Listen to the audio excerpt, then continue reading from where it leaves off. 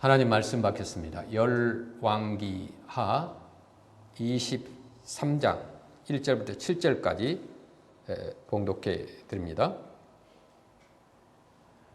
왕이 보내 유다와 예루살렘의 모든 장로를 자기에게로 모으고 이에 왕이 여호와의 성전에 올라가매 유다 모든 사람과 예루살렘 주민과 제사장들과 선지자들과 모든 백성이 노소를 막론하고 다 왕과 함께 앉으라. 왕이 여호와의 성전 안에서 발견한 언약책의 모든 말씀을 읽어 무리의 귀에 들리고 왕이 단 위에 서서 여호와 앞에서 언약을 세우되 마음을 다하고 뜻을 다하여 여호와께 순종하고 그의 계명과 법도와 율례를 지켜 이 책에 기록된 이 언약의 말씀을 이루게 하리라 하며 백성이 다 그 언약을 따르기로 하니라.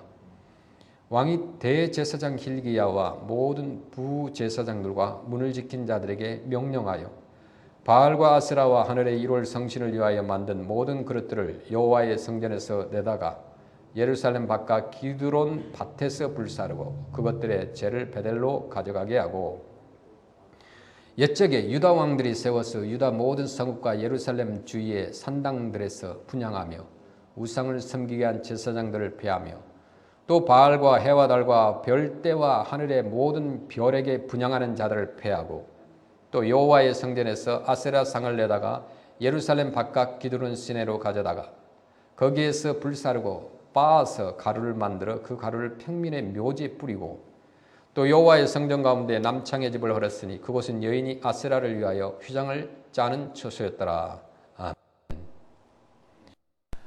오늘 본문 말씀을 통해서 요시야 왕의 성전 개혁을 우리가 알 수가 있습니다. 그러니까 요시야 왕은 우상을 숭배해 왔던 그 선왕들의 타락으로 말미암아 하나님께서 이스라엘을 폐하시고 이제 멸하실 것을 알게 되었습니다. 그리고 열왕기하 23장 1절에 보니까 모으고와 2절에 올라감의 단어를 통해서도 알 수 있듯이 요시야 왕은 이제 유다와 예루살렘의 모든 집하고 유다와 예루살렘 모든 주민 그리고 제사장들과 또 선지자들과 남녀노소를 막론하고 모든 백성들을 다 모이게 해서 성전으로 올라갑니다. 그런 다음에 이제 3절 말씀을 보면은 이제 열왕기하 23장 3절에 보니까 왕이 단 위에 서서 여호와 앞에서 언약을 세우되 마음을 다하고 뜻을 다하여 여호와께 순종하고 그의 계명과 법도와 율례를 지켜 이 책에 기록된 이 언약의 말씀을 이루게 하리라 하며 백성이 다 그 언약을 따르기로 하니라. 이렇게 말씀합니다. 그러니까 모든 백성들을 하나님의 말씀으로 세우고 말씀으로 되돌아가게 함을 볼 수가 있습니다. 그러니까 본문 말씀에 등장하는 그 요시야 왕은 다윗 이후에 최고의 선왕이요 또 하나님의 뜻에 온전히 많은 개혁을 이룬 왕입니다. 이런 요시야 왕의 노력에도 불구하고 이제 하나님께서 남왕조 유다를 결국은 물리치시고 심판하시겠다고 말씀하는 겁니다. 우리의 상식으로는 조금 이해하기 힘든 부분이기도 합니다. 요시야 왕이 많은 종교 개혁을 시행을 해서 이제 우상들을 헐고 성전 안에 들어와 있는 우상들 다 내어다가 그것도 막 빻아가지고 가루를 만들어가지고 또 다 버리게 만들었습니다. 불태우게 만들었습니다. 그리고 우상을 섬겼던 제사장들을 다 폐하고 또 그를 따르는 사람들을 폐하고 또 여러 종교적 개혁을 시행한 내용을 바로 열왕기하 23장 4절부터 7절까지 해서 우리가 볼 수가 있습니다. 자, 말씀 보겠습니다. 왕이 대제사장 hil기야와 모든 부제사장들과 문을 지킨 자들에게 명령하여 바알과 아세라와 하늘의 일월 성신을 위하여 만든 모든 그릇들을 여호와의 성전에서 내다가 예루살렘 바깥 기드론 밭에서 불사르고 그것들의 재를 베델로 가져가게 하고 옛적에 유다 왕들이 세워서 유다 모든 성읍과 예루살렘 주위의 산당들에서 분향하며 우상을 섬기게 한 제사장들을 폐하며 또 바알과 해와 달과 별대와 하늘의 모든 별에게 분향하는 자들을 폐하고 또 여호와의 성전에서 아세라상을 내다가 예루살렘 바깥 기드론 시내로 가져다 거기에서 불사르고 빻아서 가루를 만들어 그 가루를 평민의 묘지에 뿌리고 또 여호와의 성전 가운데 남창의 집을 헐었으니 그곳은 여인이 아세라를 위하여 휘장을 짜는 처소였더라. 우리가 읽어냈던 결국 이 내용은 뭐냐면 요시야 왕이 얼마나 철저하게 신앙으로 복귀하려고 했나. 그 당시에 남왕조 유다의 우상 숭배가 얼마나 널리 퍼져 있었는가. 그리고 얼마나 유다 백성들의 마음 깊이 정말 골수에 사무치게 우상 숭배가 행해지고 있었는가를 말하고 있는 말씀입니다. 자, 우리는 남왕조 유다의 요시야 왕 지도자 한 사람의 회개나 열심으로 회복될 수 없는 모든 어떤 백성들과 또 국가의 총체적인 우상을 말미암는 부패와 또 그 극심한 형편이 돌이킬 수 없는 그런 국면에 이르렀다는 것을 알게 됩니다. 자, 이사야 1장에 가면 이제 이 문제에 대한 또 우리의 어떤 성경의 이해를 도울 수 있는 이사야 선지자의 이런 이스라엘 백성을 향한 말씀이 있습니다. 이사야 1장 10절부터 17절까지인데 좀 길지만 우리가 여러분 스크린을 보면서 함께 보겠습니다. 너희 소돔의 관원들아 여호와의 말씀을 들을지어다. 너희 고모라의 백성아 우리 하나님의 법에 귀를 기울일지어다. 여호와께서 말씀하시되 너희의 무수한 재물이 내게 무엇이 유익하뇨. 나는 순양의 번제와 살찐 짐승의 기름에 배불렀고 나는 수송아지나 어린 양이나 순염소의 피를 기뻐하지 아니하노라. 너희가 내 앞에 보이러 오니 이것을 누구에게 요구하였느냐. 내 마당만 밟을 뿐이니라. 헛된 재물을 다시 가져오지 말라. 분향은 내가 가증히 여기는 바요 월삭과 안식일과 대회로 모이는 것도 그러하니 성회와 아울러 악을 행하는 것을 내가 견디지 못하겠노라. 내 마음이 너희의 월삭과 정한 절기를 싫어하나니 그것이 내게 무거운 짐이라. 내가 지게 곤비하였느니라. 너희가 손을 펼 때에 내가 내 눈을 너희에게서 가리고 너희가 많이 기도할지라도 내가 듣지 아니하리니 이는 너희의 손에 피가 가득함이라. 너희는 스스로 씻으며 스스로 깨끗하게 하여 전에서 너희 악한 행실을 버리며 행악을 그치고 선행을 배우며 일을 구하며 학대받는 자를 도와주며 고아를 위하여 신원하며 과부를 위하여 변호하라 하셨느니라. 아멘. 여기서 이제 이사야 선지자의 지적을 보면 구약에 나타난 모든 선지자의 공통된 임무고 지적이기도 한 부분입니다. 신앙을 개인 체험의 영역에 묶어두지 말고 그 신앙으로 사회적인 책임까지 져야 한다. 이것이 선지자의 권면입니다. 자, 하나님을 섬기되 개인의 관계, 개인의 내면, 어떤 개인의 영성에 국한될 것이 아니라 각 신앙인이 몸담고 있는 우리가 소속하고 있는 공간 속에서 사회 속에서 실현되어야 한다는 의미이기도 합니다. 이게 지금 읽은 17절에서 보는 바와 같이 선행을 배우며 정의를 구하며 학대받는 자를 도와주며 고아를 위하여 신원하며 과부를 위하여 변호하라고 하는 말씀인 것입니다. 그 17절 말씀 보시죠. 선행을 배우며 정의를 구하며 학대받는 자를 도와주며 고아를 위하여 신원하며 과부를 위하여 변호하라.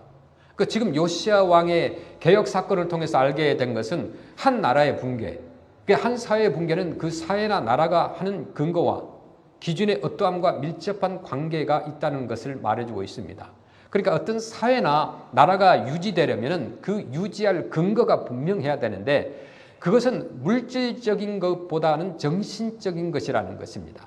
그래서 정신적인 것이란 우리 크리스찬들 또 우리 기독교 신앙으로 얘기하자면 그것은 정신적인 것이 무엇이냐? 그것은 하나님을 아는 지식이라는 거예요. 그 하나님의 뜻을 따르는 믿음이라고 말할 수가 있습니다. 우리 크리스찬들이 사회적인 책임, 직접적인 책임을 져야 할 것이 너무나 많이 있습니다.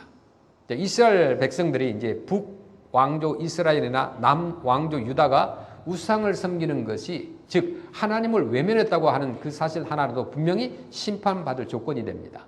그것은 한 공동체 그리고 사회나 국가라는 조직을 무너뜨리기에 충분한 이유가 됩니다. 그러니까 한 국가나 사회가 건강하려면 기준이나 근거가 있어야 돼요. 분명하게 있어야 됩니다. 그리고 질서가 있어야 되고 한 나라가 건강하게 있으려면 이 정신적인 밑받침이 굉장히 중요합니다. 우리는 역사 속에서 그 로마가 세계를 제패했었습니다. 근데 로마의 멸망이 어떤 외부로부터 침략이나 어떤 위협에 의해서 로마가 멸망한 건 절대 아닙니다. 로마 시민들 자체가 가졌던 너무 큰 영토와 그리고 부와 그리고 많은 여가 시간들에 의해서 저들의 정신 상태가 무력해졌다는 거예요. 그래서 첫 번째 이유가 있었다는 것을 우리가 기억합니다. 로마가 망한 것은 결국은 외부의 침략이 아니라 그 로마 사람들의 정신적인 상태가 해이해졌기 때문이다라는 거죠. 그래서 이스라엘의 백성들에게 있어서도 또 오늘 살아가는 우리 크리스찬들에게 있어서도 우리의 신앙을 하나님과의 관계에서 봐야 됩니다. 즉 신앙은 관계와 책임이 아주 중요합니다. 인간으로 살아가야 하는 어떤 시공간 속에서 즉 현실이라는 환경과 또 어떤 무대 속에서 시대 속에서 사회 속에서 요구되고 있는 어떤 성경적인 신앙적인 책임을 분명하게 알고 우리가 실천해야만 합니다. 지금 이제 요시야 시대 남왕조 유다 저들이 우상을 섬김으로 자기 욕심을 채우는 수단으로밖에는 가치가 없는 존재들입니다. 그것은 그 우상을 섬기는 영혼에게 진리와 생명을 가져다 주지 않습니다. 그 우상은요, 개인의 영혼을 위해서나 또 그들이 몸담고 살고 있는 이 사회를 건강하게 지탱시킬 아무런 힘도 갖고 있지 못합니다. 자연히 그 사회는 파멸하고 또 붕괴될 수밖에 없는데 오늘 저와 여러분, 우리 교회와 우리 크리스찬들과 현재의 삶을 우리가 한번 되돌아봐야 됩니다. 우리의 책임은 어떤 사명이 있어야 되고 또 가져야 되고 어떤 것인가를 우리가 살펴보아야 됩니다. 이 주중에 함께 일했던 한 분의 간증을 나누기를 원합니다. 그분께서 어떻게 자기가 예수를 믿게 되었는가, 또 신앙적인 인격이 어떻게 세워졌는가를 같이 일하면서 이제 교회 외부에 천정과 벽과 그리고 바닥에 이제 몰딩을 해야 되는데 우리가 한 며칠 동안 같이 하기로 했습니다. 이제 그분이 예수 믿은 지 7년 정도 되었습니다. 그런데 하나님께서 그의 삶을 얼마나 힘들게 했는지, 그가 어렸을 때 아버님이 돌아가셨어요. 그래서 삼촌하고 같이 살았어요. 그 삼촌하고 살았는데 그 삼촌이 아버지와 같은 역할을 했어야 되는데 삼촌이 마약하고 술 마시고 그 삶의 엉망이었어요. 그래서 17살 때부터 고등학교 때부터 이 건축 일을 하기 시작합니다. 이제 카펜터로 일을 배우기 시작합니다. 삼촌한테. 그렇게 일을 배우기 시작하면서부터 삼촌한테 마약과 술 마시는 방법도 폭력을 행사하는 것도 배우기 시작했던 거예요. 자기도 모르게 같이 살다 보니까.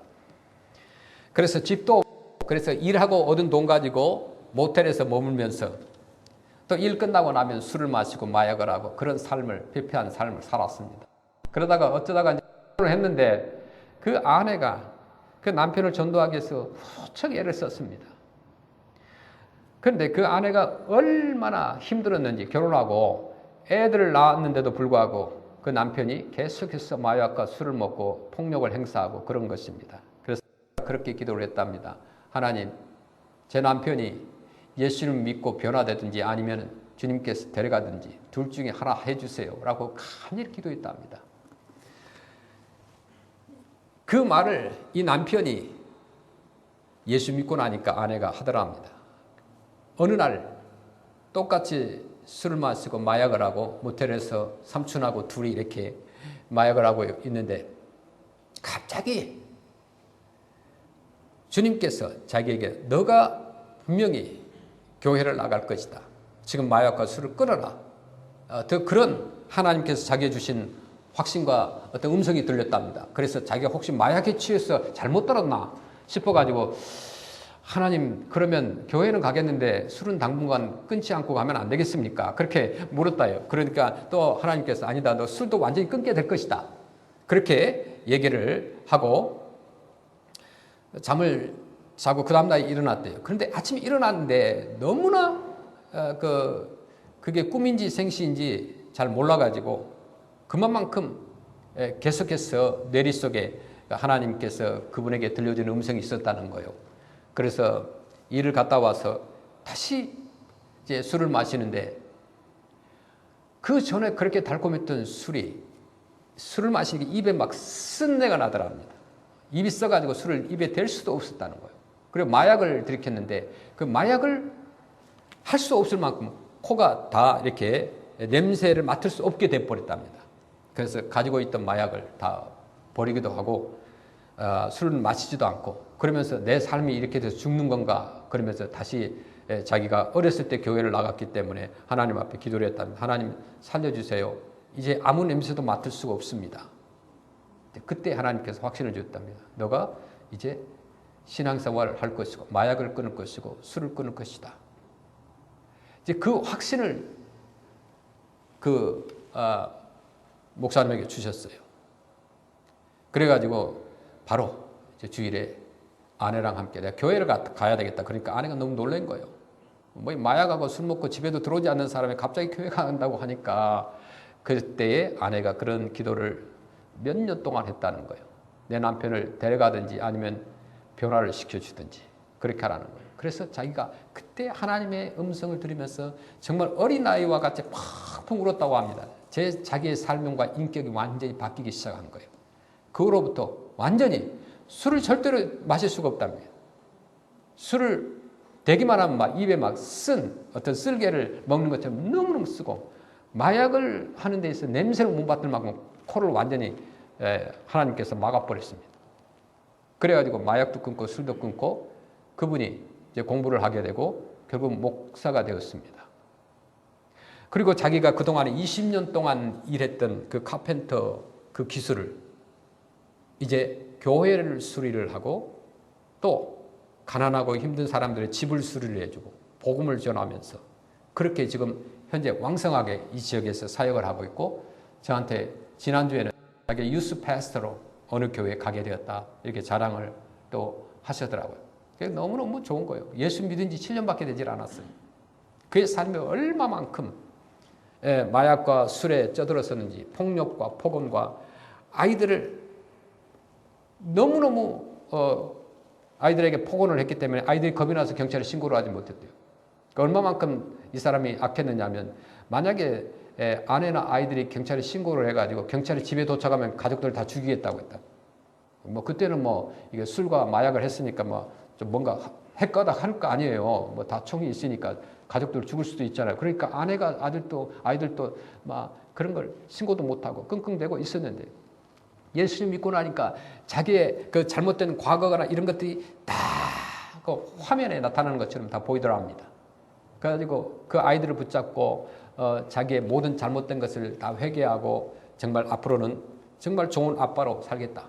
자기 아내한테도 자기 가정을 세이브해줬다. 당신이 가정을 지켜줘서 너무나 고맙다. 그러면서 아내에게도 얘기하고 그러면서 완전히 사람이 바뀌었어요.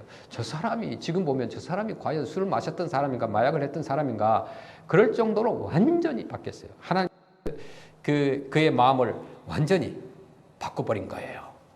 그렇게 해서 이제 그분이 이제 발렌티어로 저와 함께 이제 외부에 이제 몰딩을 하는데 도와주고 있습니다.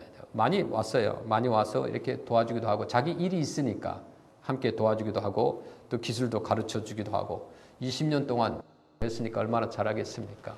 그래서 그분의 삶이 이제 같이 일하면서 간증도 나누고 자기의 모든 그 속에 있는 것들을 다 버렸어.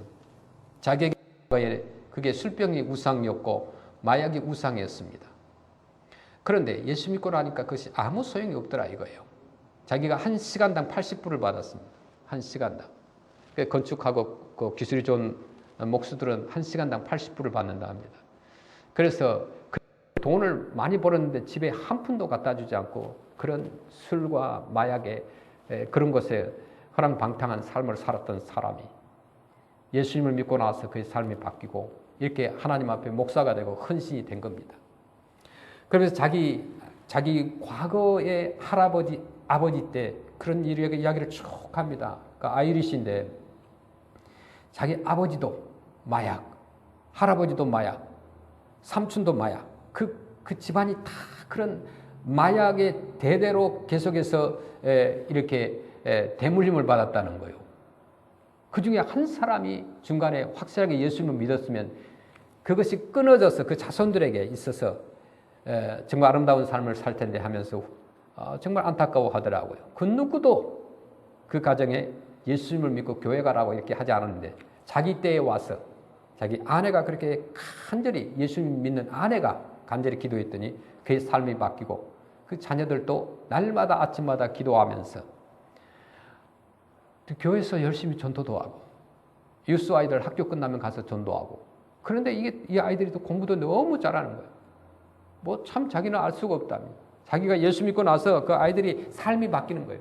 항상 우울하고 그 유스 때는 그 딸이 정말 엄청난 또 눈물과 또 엄마를 힘들게 하는 그런 일들이 있었는데 예수 믿고 나니까 그 아이들이 다 바뀌어가지고 전도도 하고 교회도 봉사도 하고 또 우리 그 푸드 나눠주는 데도 도와줬습니다. 그리고 지난번에 작년 땡스기빙 때도 터키를 다시 150마리 싣고 왔는데 그 아들, 딸들이 다 가지고 와서 이게 전달해 준 것입니다. 그러니까 한 사람이 예수님을 제대로 믿으면 그 가정이 바뀌는 거예요. 이게 하나님의 능력인 것입니다. 그 안에 우상을 다 버리는 것이 필요합니다. 정말 하나님 앞에서 내가 하나님의 영광이 되고 하나님을 찬양하고 이웃에게 나누며 사는 삶. 이제 그 사람에게는, 그 목사님에게는 우상이 없어요. 오직 예수님밖에 없어요. 그 입에는 늘 하나님만 찾아가는 거예요. 얼마나 일을 빨리빨리 잘하는 일. 저 혼자 하면 일주일 할 걸 그분은 한두 시간에 다 끝나고. 그래서 하나님께서 자기를 불러주신 것은 20년 동안 목수로서 일했던 그 경험을 교회를 수리를 하고 또 힘들고 돈이 없는 사람들의 부셔진 집을 수리해 주면서 예수님의 사랑을 전달해 주는 거라는 거죠. 얼마나 그 아름다운 사랑입니까? 요시야 왕 시대 남왕조 유다의 삶의 상황과 지금 우리와 어떤 관계성이 있는가라고 우리가 질문 한번 해보시면 좋겠습니다. 우리의 책임은 무엇인가?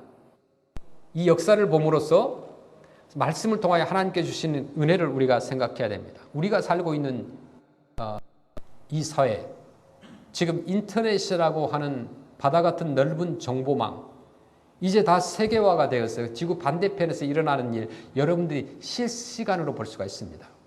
우리가 라이브 스트리밍으로 유튜브를 통해서 전달되면 다 우리가 볼 수 있는 것처럼 똑같아요. 어느 나라든지 상관없어요. 어떤 인터넷 인프라가 갖춰지지 않아도 이제는 인공위성에서 그 리시버만 있으면 정글 속에서도 얼마든지 인터넷과 전화가 가능한 그런 시대입니다. 어느 나라나 별로 차이 없이 비슷한 문화적인 또는 정신적인 배경 속에 노출되어 있다고 볼 수가 있습니다. 우리가 살고 있는 이 미국이라는 나라에는 세계 모든 민족들이 이민 와서 살고 있습니다. 지금은 한 곳이라는 장소, 어떤 국경 폐쇄 같은 것은 존재하지 않고 온 세상에 유행하고 있는 많은 문화와 좋은 것, 나쁜 것 다 시대의 정신 속에서 노출되어 있는, 영향을 받고 있는 시대에 살고 있다고 볼 수 있습니다. 그러니까 내가 싫든 좋든 상관없이 눈 뜨고 나가면은 사람들을 만나며 비기독교적인 그리고 비이성적인 말과 행동을 보고 듣게 됩니다. 우리가 살고 있는 시대가 어떤 영향 아래에 있고 그래서 우리의 책임이 얼마나 큰가. 요시야와 그의 종교개혁에도 불구하고 멸망할 수밖에 없었던 남왕조의 역사적 사건을 교훈적으로 돌아보면서 우리의 책임을 우리가 살펴보아야 합니다. 우리가 살고 있는 미국뿐만 아니라 지구촌 모든 나라는 어떤 세속성이 강한 어떤 그런 시대에 살고 있다 볼 수가 있습니다. 어떤 시대보다도 지금의 세속성이 얼마나 강한지 몰라요. 우리를 잡고 있는지 몰라요. 우리의 관심과 목적을 끌어당기는 그런 경향을 우리가 말합니다. 그런 세력인 거예요. 길게는요, 한 인간이 태어나서 죽을 때까지 가장 중요하다고 하면서 우리를 위협하는 정신이고, 짧게는 매일매일의 삶 속에서 지금 여기라는 순간성을 강조하는 정신입니다. 이 정신이 너무너무 강해서 우리는 삶의 목적을 이 순간성 또 세속성 때문에 놓치고 있다는 것을 느끼지 못하고 있습니다. 지금이요, 가장 시급하고 가장 중요한 때라서 영원한 방향을 어디로 잡아야 하고 목적을 향하여 하루하루를 쌓아 나가야 한다는 것이 그냥 생각에서 없어져 버립니다. 목적과 의미가 상실되었어요. 그래서 그 상실되어 가지고 우리 인간들은 공허해지는 거예요.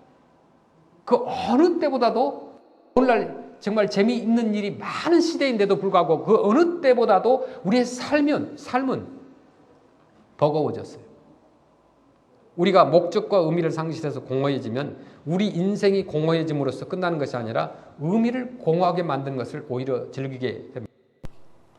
어느 특정 국가에만 일어나는 현상이 아니라 온 세계가, 모든 나라가 그렇다고 보시면 됩니다. 자, 미국의 저명한 학자가 이제 미국 사회 연구하고 내놓은 분석에 의하면은 오늘날 가장 큰 세속성을 보여주는 한 예가 있는데, 그게 뭐냐면 미국 사람들 대부분이 좋아하는 TV 쇼가 있습니다. 그게 뭔 줄 아십니까? 스포츠를 물론 좋아해요. 풋볼을 좋아합니다. 미국 사람 풋볼과 그 다음에 야구를 좋아합니다. 그 다음에 농구예요. 굉장하죠. 미국 사람들만 좋아하는 겁니다. 그런데 TV 쇼 가운데서 가장 좋아하는 쇼가 무엇인 줄 아십니까? 토크쇼입니다. 이 토크쇼는요, 처음에는 저명한 사회 인사들을 초청해다가 그들에게 들을 만한, 배울 만한 점을 대담을 통해서 많은 시청자들에게 전달하고 중요한 교훈을 전달하고, 그러기 위해서 토크쇼를 시작을 했습니다. 그런데 그 토크쇼는 점점점 가면서 가벼운 이야기가 되고, 또 아이들이 듣기 민망한 단어들이 나오기 시작하고, 어떤 진지함이나 교훈이나 명언이나 교육이나 이런 내용이 완전히 사라져 버렸습니다. 그리고 완전히 순수하게 그냥 재미있고 막 낄낄대고 웃는 그런 쇼에 불과하게 되었습니다.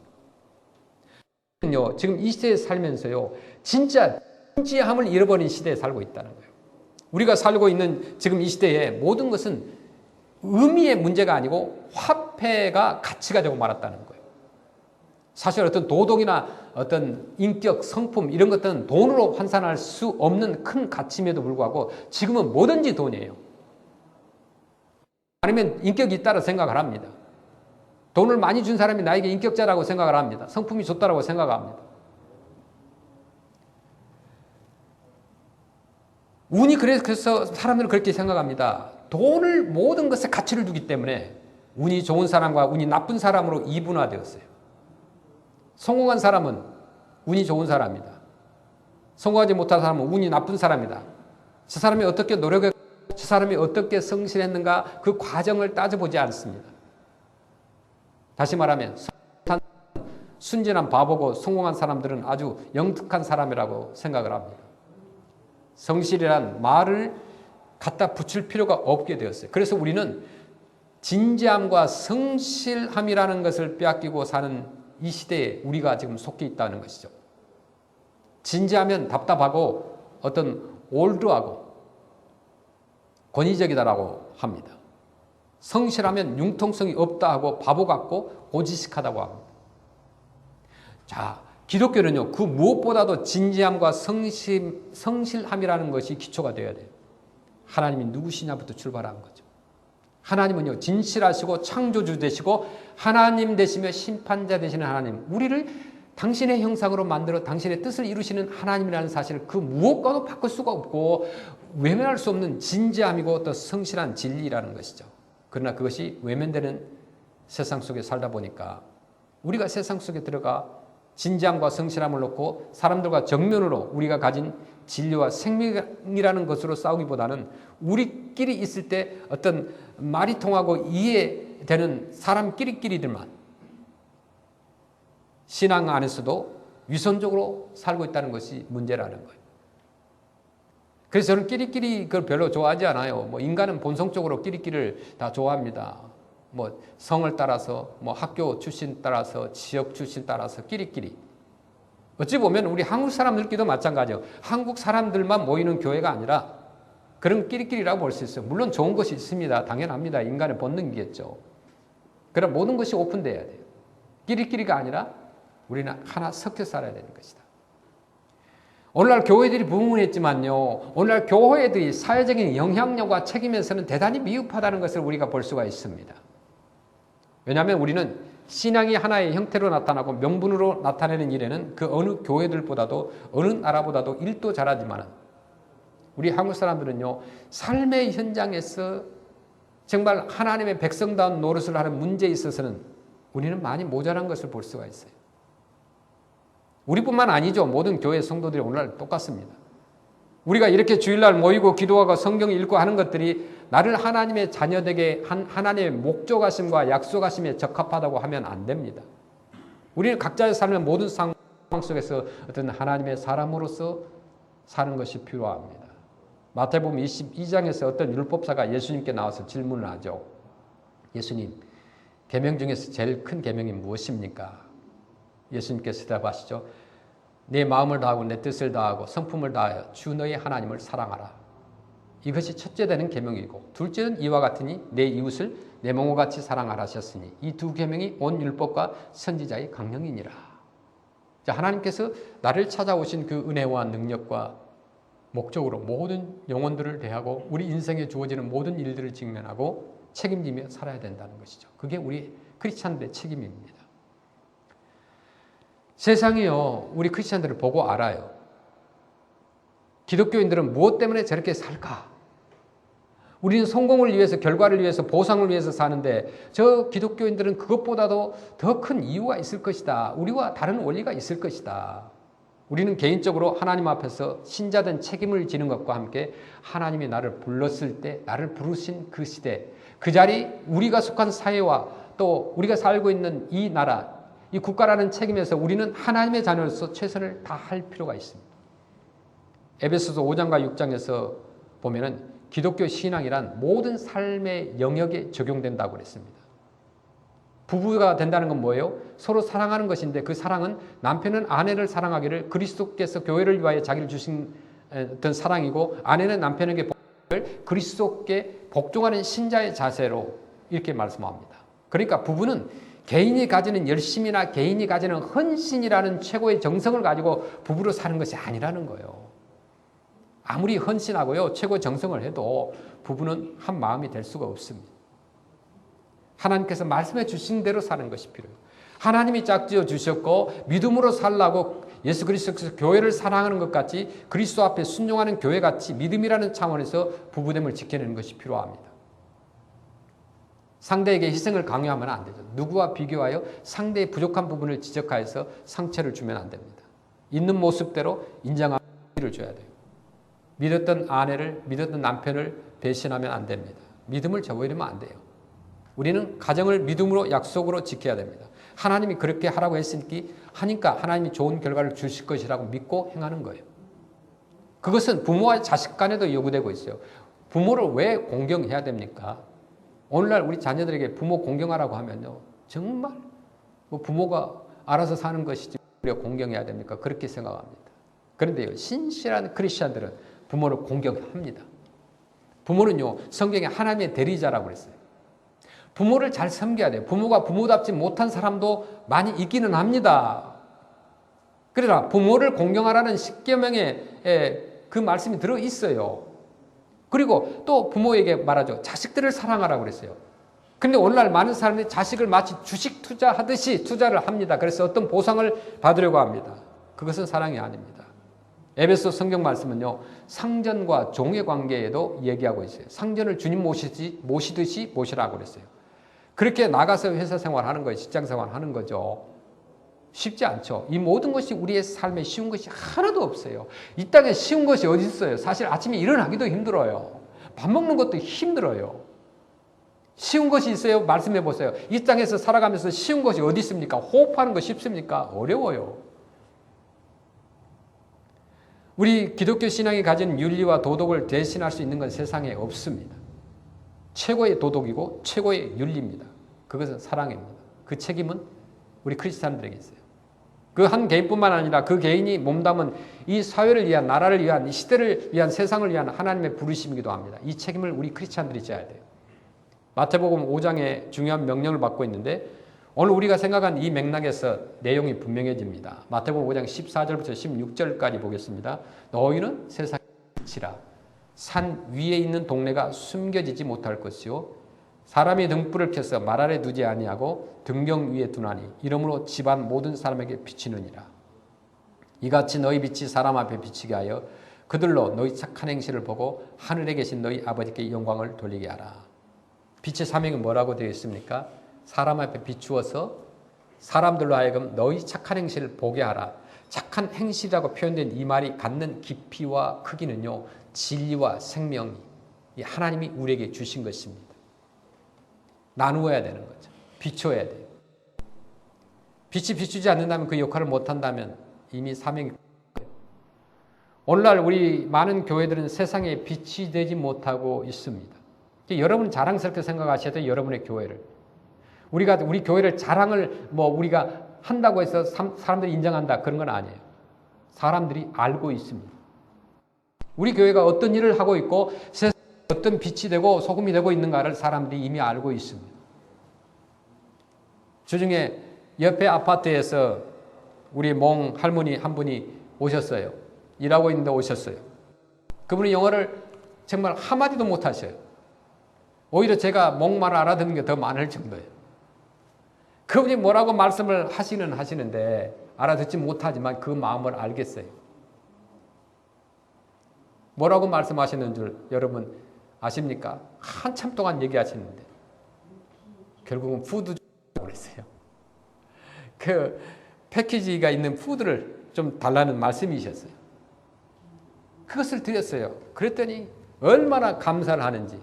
제가 그 말을 알아들으니까, 목말을 알아들으니까 감사합니다. 감사합니다. 그러면서 자기 집에 그 푸드를 가져다 줘야 할 아이들이 지금 일주일째 오지 못하고 있다는 거예요. 그 아이들의 푸드 스탬프도 가지고 있고 다 가지고 있는데도 불구하고 그 자녀들이 놀러 가버린 거예요. 자기 어머니를 내팽개치고 먹을 것이 없으니까 왔어요. 그래서 젊은 사람이 나타나서 통역을 해주는데 그런 얘기를 합니다. 저한테 그분이 칭찬하기 위해서가 아니라 그분이 그 주변에 살고 있기 때문에 자기가 보아왔다는 거예요. 여태까지 교회들을 보아왔지만 하모니 교회처럼 여러분 교회처럼 당신의 교회처럼 우리를 사랑해주고 우리에게 진정한 크리스찬의 모습을 보여준 적이 없었다는 거예요. 그러면서 토요일 날 어제 다시 거기에 방문을 해서 우리 자매들에게 가서 좀 푸드를 나눠주라고 그랬습니다. 그분들이 교회를 언제 가면 되느냐 시간은 몇 번이고 물어봤어요. 지금까지. 그리고 오지는 않았는데 근데 앞으로 오실 거예요. 저는 그렇게 생각합니다. 여러분이 다니는 여러분의 교회를 자랑스럽게 생각하셔야 돼요. 우리 교회가 무엇을 하고 있는가? 이 땅에 빛과 소금의 역할을 감당하고 있는가? 만약에 교회가 빛이 되지 않고 소금의 역할을 감당하지 못하고 한다면 그 교회는 문 닫아야 돼요. 그 교회는 다닐 필요가 없습니다. 왜요? 하나님께서 원하시는 교회와 성도들은 빛이 되고 소금이 되는 그런 역할을 원하시기 때문에 그렇습니다. 그래서 우리 크리스찬들이 현장으로 가는 것이 필요해요. 그냥 교회 안에서 사무실 안에서 집 안에서만 기도만 하는 것이 아니라 현장을 찾아가는 것이 필요해요. 현장에서 우리는 그 삶의 터전에 살고 있는 사람들의 어려움과 또 그들의 이야기를 들으면서 진짜 교회 안에만의 신자가 아니라 교회 밖에서 신자가 되는 것이 얼마나 소중한 것임을 느끼는 것입니다. 그래서 사람들이 토요일에 아울리치러 옵니다. 4시간, 5시간 운전하여서 이곳에 오는 근거가 무엇일까요?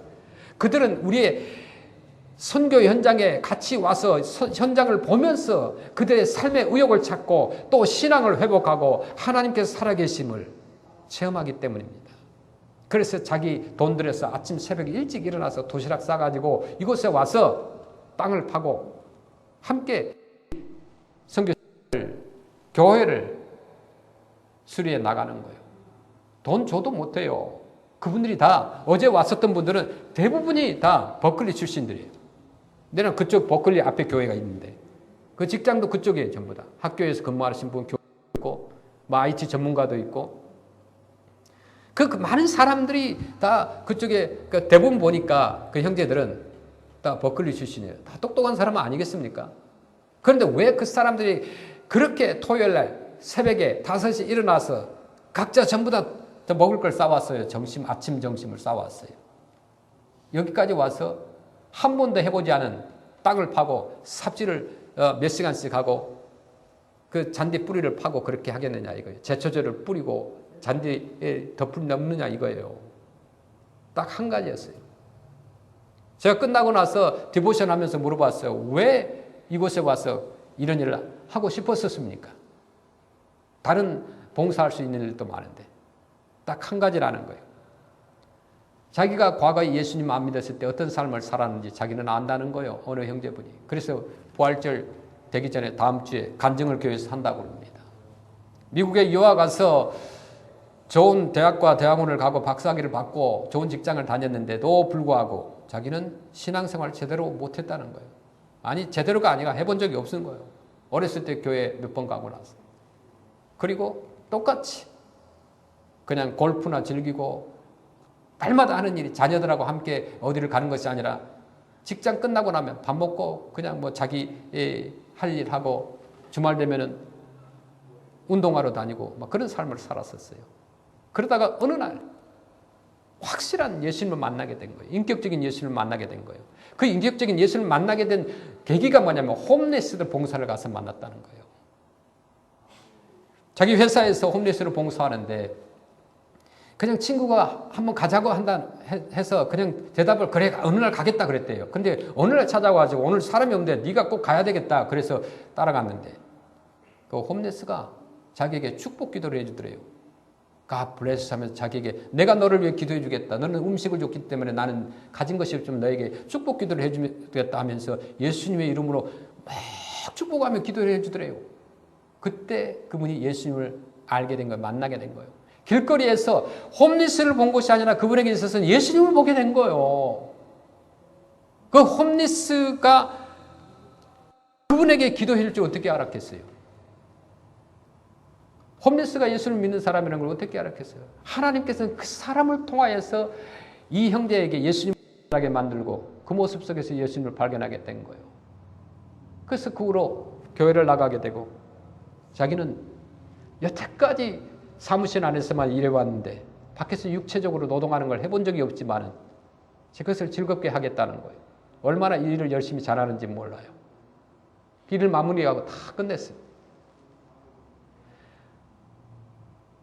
하나님께서 우리를 부르신 것은 빛이 되고 사명된 소금된 책임을 감당하라고 우리를 부르신 것입니다. 우리가 가지고 있는 것, 오늘 말씀을 통해서 움켜쥐고 있는 것, 쌓아놓는 것, 그것이 쌓아놓기만 하면, 가지고만 있다면 여러분 우상입니다. 버리는 것이 필요해요. 우상이라는 건 별거 아닙니다. 뭐 어떤 이상한 인형 같은 것을 놓고 아니면은 뭐 다른 종교 같은 신과 같은 그런 모양을 집에 모셔놓는 거요. 그것만이 우상이 아니에요. 여러분 속에 쓰지 않는 것, 계속해서 간직하고 있는 것, 계속 움켜쥐고 있는 것, 빛이 되지 않고 빛을 밝혀야 되는데 빛이 나와야 되는데 빛이 나오지 못하도록 흑암이 사로잡도록 만드는 그것이 우상이라는 거예요. 손을 놓을 때, 내놓을 때, 펼쳤을 때 하나님의 축복이 나에게 더 많이 임하게 되는 거예요. 인간의 모습 속에 욕심이 얼마나 가득 차 있는지 몰라요. 인간의 본능이겠죠. 배고프면 다 움켜쥐려고 하죠. 그런데 우리가 진심으로 크리스찬이라고 한다면 내 안에 고집과 욕심과 질투와 이심과 게으름과 교만과 폭행과 간음과 도둑질과 시기와 탐심과 이런 모든 우상을 버릴 줄 알아야 돼요. 버리지 않으면 그 우상이 여러분의 삶을 파괴하게 됩니다. 가벼운 것이 필요해요. 이게 이제 하나하나 거의 몇 개월 만에 제 교회 사무실을 정리해 나갑니다. 옛날 것이 얼마나 많은지요. 쓰지 않았던 그 아이폰, 그 다음에 삼성폰 차저가 몇 개나 있는지 몰라요. 그 전혀 쓸 수도 없는 건데. 뭐 쓰지 못한 다 이렇게 잉크가 말라버린 그런 펜슬, 매직 이런 것들도 있고요. 다 버리는 것이 필요해요. 필요한 것만 꼭 가지고 있어야 돼요. 천국 갈 때 여러분 다 짐 싸가지고 가지 않아요. 다 나눠주고 필요한 사람에게 나눠주고. 지난주에도 저희 집에서 집을 정리하면서 제 아내가 박스로 뭐 한 6박스를 가져왔어요. 그래서 사람들에게 전화해서 필요한 거 있으면 가져가라 했더니 막 너무 좋아하는 거예요. 사진을 찍어가지고 보내줬습니다. 필요한 거 다 가져갔습니다. 그 가운데는 아주 귀중한 것도 들어있었어요. 아주 보석도 들어있었어요. 그냥 누가 거저 줬기 때문에 또다시 누군가가 필요한 사람에게 주는 거예요. 하나님께서 나를 통하여 기뻐하시도록 주님의 백성들에게 사랑을 베풀며 나누며 사는 그런 우리 하모니 성도들 되기를 축원합니다. 움켜쥐지 마십시다. 정말 하나님을 진심으로 여러분 자신을 사랑하는 것보다 사랑하시길 간절히 주의 이름으로 축원합니다.